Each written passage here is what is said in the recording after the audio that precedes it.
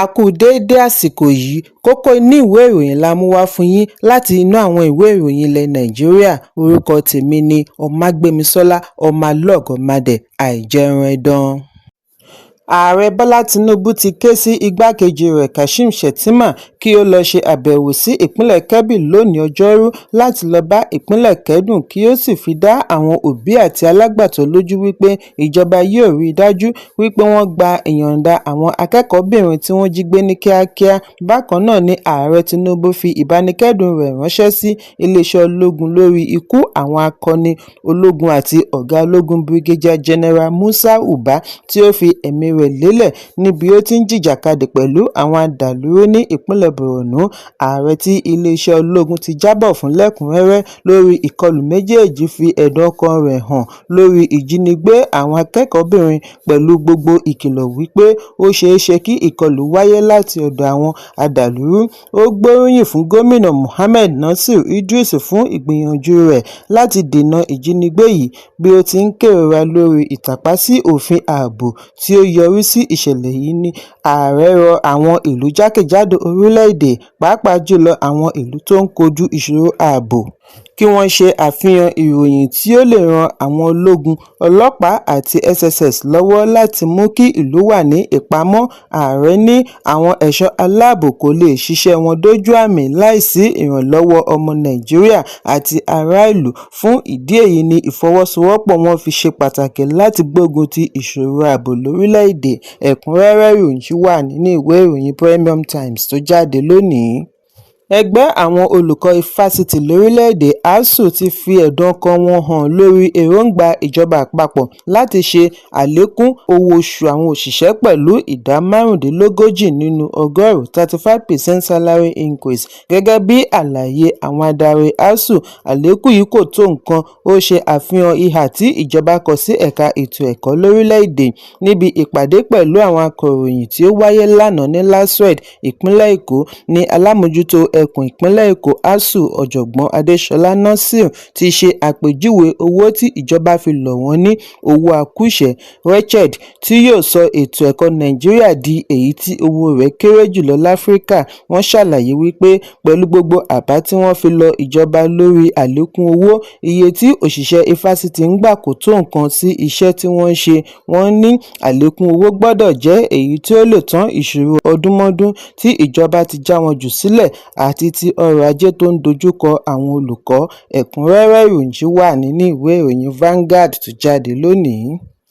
Àwọn tí orí kó yọ níbi ìkọlù ọjọ́ Ajé ní iléèwé Government Girls Comprehensive Secondary School Maga ní ìjọba ìbílẹ̀ Dankosi Wasagu, ìpínlẹ̀ Kebbi ti ṣàlàyé ìrírí wọn níbi tí wọ́n ti ṣekú pa igbákejì gíwá iléèwé Hasan Makuku tí wọ́n jí akẹ́kọ̀ọ́bìnrin 25 gbé. Ìṣẹ̀lẹ̀ tí ó wáyé láàrin aago 3 òru ti dá gbogbo ìlú sínú ìkárísọ bí àwọn olùkọ́, òbí àti olùgbé ṣe ń làkàkà àti mọ ibi wọn kó ọmọbìnrin wọn gbà. Ṣùgbọ́n láti ìgbà náà ni àwọn agbófinró níbi tí a ti rí ọlọ́pàá àti ológun ti bẹ̀rẹ̀ wíwá àwọn akẹ́kọ̀ọ́ tí wọ́n jí gbé àti àwọn amòòkùnṣìkà. Níbi àbẹ̀wò sí iléèwé yìí lánàá ni àwọn òbí àti àwọn tí ọ̀rọ̀ náà ṣojú wọn ti ṣàlàyé pẹ̀lú ẹ̀dùn ọkàn bí àwọn adàlúrú ṣe ọṣẹ́ fún ó lé ní wákàtí kan láìsí ìdáwọ́kọ́ kí wọ́n tó wá ságba inú igbó lọ pẹ̀lú àwọn ọmọ tí wọ́n jí gbé.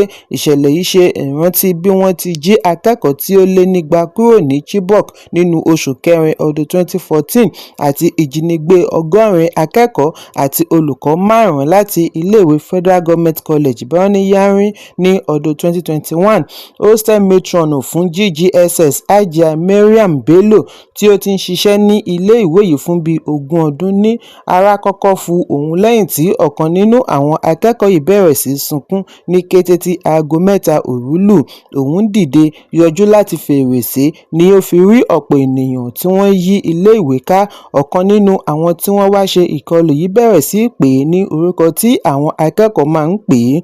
Tó níyẹn ń pariwo, "Mámà, mámà, mo bẹ̀ ẹ́ lórúkọ Ọlọ́run, ṣílẹ̀kùn." lòun bá kọ̀. Nígbà tí ó rí bí èrò yìí ṣe pọ̀ tó, ló bá ṣe bí ẹni ń wá kọ́kọ́rọ́ tó fi ṣe bẹ́ẹ̀ ti ara rẹ̀ mọ́ inú yàrá rẹ̀. Ó ní ọ̀pọ̀ ìgbà ni àwọn tí wọ́n wá ṣe ìkọlù yìí gbìyànjú àti jálẹ̀kùn pẹ̀lú àdá ṣùgbọ́n tí wọn kò ṣe àṣeyọrí. Nígbà tí wọn kò rí ààyè sí ọ̀dọ̀ rẹ̀ ni wọ́n fi kọjá sí yàrá àwọn akẹ́kọ̀ọ́ tí wọ́n sì jí ọ̀pọ̀ nínú wọn gbé. Pẹ̀lú omijé ni Hajia Bello fi ní láti bí 20 ọdún tí òun ti ń ṣiṣẹ́ ní ilé ìwé yìí, òun kò rí irúfẹ́ ìṣẹ̀lẹ̀ báyìí rí. Ọ̀kan nínú àwọn òbí tí wọ́n jí ọmọ rẹ̀ gbé, Abubakar, ní bí òun ṣe gbọ́ nípa ìṣẹ̀lẹ̀ lòun súré lọ ilé ìwé ló fi bá ọmọ rẹ̀ kékeré ní ìta hósítẹ́ẹ̀lì nínú ìbẹ̀rùbojo. Ó ní bí òun ṣe béèrè lọ́wọ́ rẹ̀ ibi ẹ̀gbọ́n rẹ̀ wà ló ní àwọn adàlúrú ti mú un lọ, òun fẹ́ẹ́ kú sórí ìdúró. Ọmọ kékeré yìí mórí bọ́ pẹ̀lú bí ó ti ríbi sá pamọ́ pẹ̀lú àwọn akẹ́kọ̀ọ́ 3 mìíràn sínú yàrá kan. Àwọn adàlúrú yìí lérí àti pa wọ́n bí wọn kò bá jáde síta. Àwọn 3 yòókù súré jáde ṣùgbọ́n ọmọ rẹ̀ kọ̀ àti bóde. Abubakar ní inú mọ́ṣáláṣí làwọn wà tí ìmáàmù fi wá wí fún wọn wípé àwọn adàlúrú ti ṣe ìkọlù sí ilé ìwé. Ìyàwó igbákejì gíwá ilé ìwé tí wọ́n ṣekú pa náà ṣàlàyé bí àwọn agbébọn ṣe já wọ ilé wọn.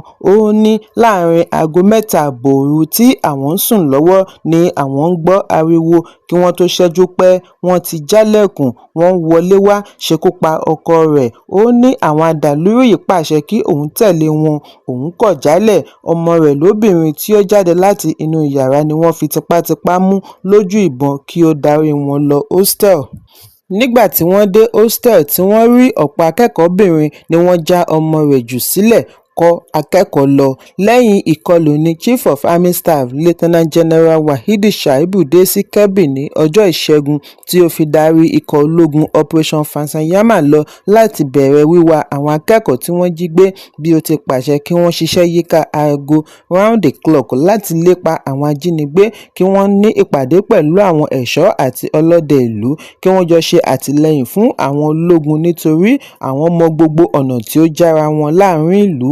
Ṣíwájú àkókò yìí ni ó ṣe àbẹ̀wò ìbánikẹ́dùn sí ọba ìlú Danko, Alhaji Abubakar Ibrahim Alhaje àti gíwá ilé ìwé Hajia Rabi Musa Magaji, tí ó sì fi dá wọn lójú wípé àwọn ológun ti gbáradì àti gba àwọn akẹ́kọ̀ọ́ yìí kalẹ̀. Gómìnà ìpínlẹ̀ Kebbi Nasir Idris náà jẹ́jẹ̀ẹ́ àti lo gbogbo ọ̀nà láti fi ṣe àwárí àwọn akẹ́kọ̀ọ́ wọ̀nyí ní ayọ̀ àti àlàáfíà.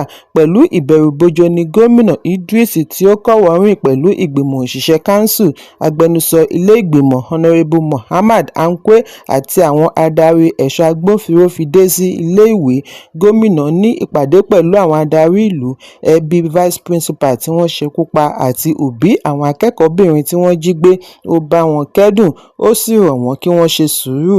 Ìkọlù yìí ti dá ìpòrúru ọkàn sílẹ̀, ọ̀pọ̀ ìdílé ló ń sun ìta pẹ̀lú ìbẹ̀rù ìkọlù mìíràn.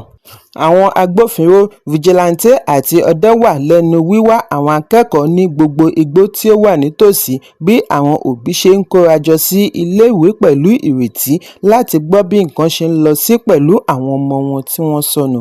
Ẹ̀kúnrẹ́rẹ́ ìròyìn wà nínú ìwé ìròyìn Punch tó jáde lónìí. Kọmíṣánná ọlọ́pàá ní ìpínlẹ̀ Anambra CP Ikioye Urutugu ti ké sí àwọn olùgbé, àlejò àti oníṣòwò káàkiri ìpínlẹ̀ kí wọ́n wà lójú lalákọ̀ọ́fín ṣọ́rí lágbègbè wọn bí ìpalẹ̀mọ́ fún ayẹyẹ ọdún ṣe ń lékún sí i láàrin oṣù Bàbàbà. Urutugu ní ìmọ̀ràn lórí ààbò yìí ṣe kókó nítorí oṣù Bàbàbà tó máa ń bẹ̀rẹ̀ láti oṣù Kẹsàn-án sí oṣù Kejìlá máa ń mú àlékún bá lílọ bíbọ̀ ẹrù àti èèyàn, tí ó máa ń fa àlékún ìwà ọ̀daràn pẹ̀lú.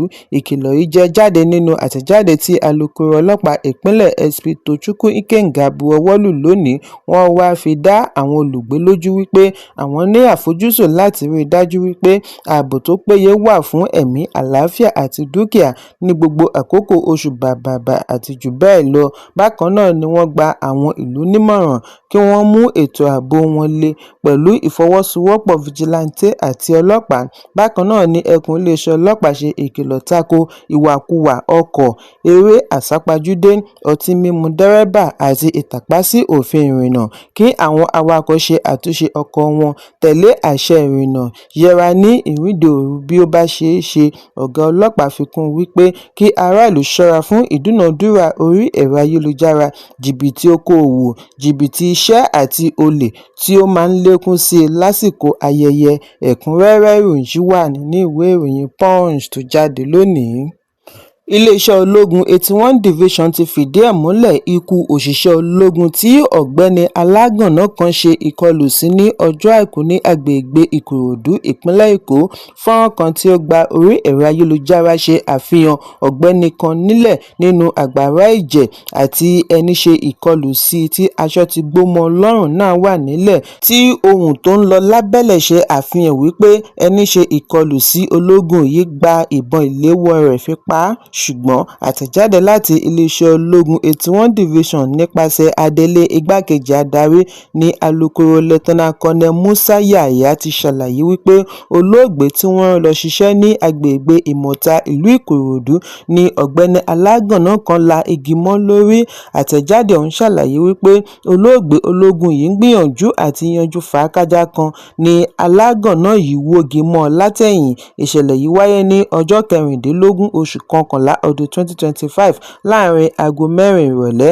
Àwọn ológun ẹgbẹ́ rẹ̀ tó wà nítòsí ni wọ́n tètè kápá ọ̀gbẹ́ni alágànná yìí, ṣùgbọ́n igi tí ó là mọ́ ológun lórí ti dá ìjàmbá sílẹ̀. Wọ́n gbé ológun yìí dìgbàdìgbà re ilé ìwòsàn ìjọba nítòsí, níbi tí dókítà ti fìdí ẹ̀ múlẹ̀ wípé ó ti ta tero nípàá. Lẹ́yìn èyí ni wọ́n sin ní ìlànà mùsùlùmí níṣojú acting commanding officer àti àwọn òṣìṣẹ́ ológun yòókù ní ẹ̀ka kan náà, bí ìwádìí ṣe ń tẹ̀síwájú láti mọ kúlẹ̀kúlẹ̀ ohun tí ó ṣe okùnfà ìjàmbá. Ẹ̀kúnrẹ́rẹ́ ìròyìn yìí wà nínú ìwé ìròyìn Vanguard tó jáde lónìí. Kókó inú ìwé ìròyìn àsìkò yìí kò ní jù báyìí lọ. Ẹ pàdé mi ní ìrọ̀lẹ́ fún àkọ́tún ìròyìn. Kí a tó lọ, ẹ má ṣaláì fi àkíyèsí yín ránṣẹ́ kí ẹ sì bá wa subscribe sójú náà wa lórí YouTube kí kókó inú ìwé ìròyìn lè máa tẹ̀ yín lọ́wọ́ ní kíákíá.